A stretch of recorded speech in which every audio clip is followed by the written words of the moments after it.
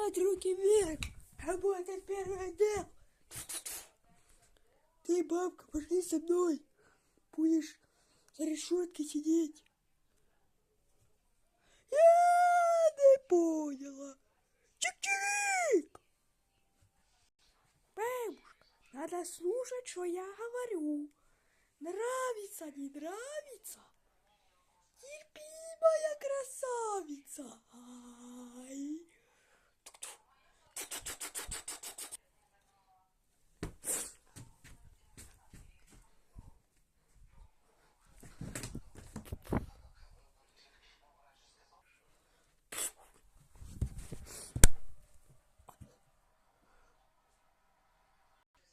Я Андрей.